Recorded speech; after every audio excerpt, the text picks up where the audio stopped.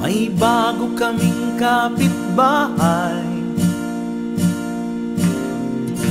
si Tisay na malanjutay.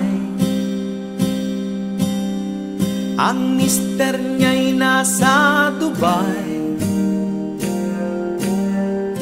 kaya tigang na si Tisay. Inakit niya si tatay,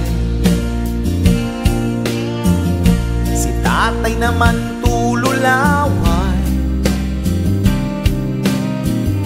Maganda't sexy si Tisay,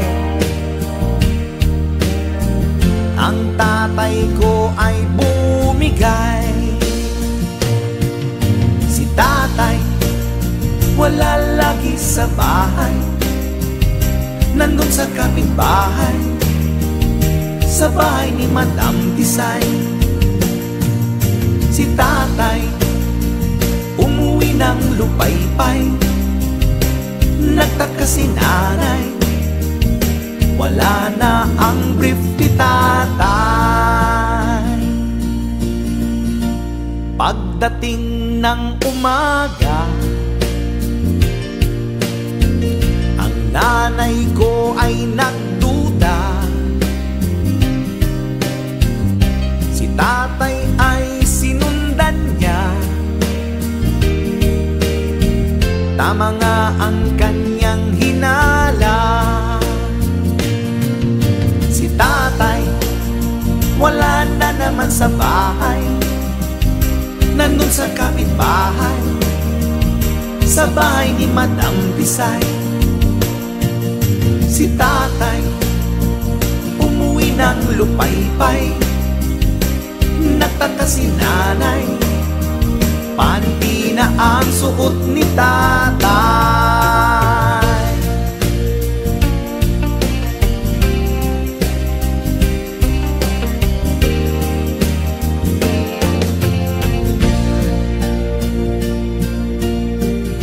Nakita ng dalawa niyang mata, si tatay ay nakahiga, si Madam Tisay kayakap niya. Walang saplot ang dalawa, sa galit ng aking nanay, hinila si Madam Tisay, gulat itong si tatay. Sinipa ang iyak balls ni tatay, sinampal si Aling Tisay, tumakbo sila sa labas ng bahay. Hinabol sila ng aking nanay, tawanan kapitbahay, hubot-hubad si Tisay. Si tatay wala na siya sa bahay, dahil sa aking nanay, sa sementeryo na nahimlay. Si tatay wala lagi sa bahay, nandun sa kapitbahay, sa bahay ni Madam Tisay.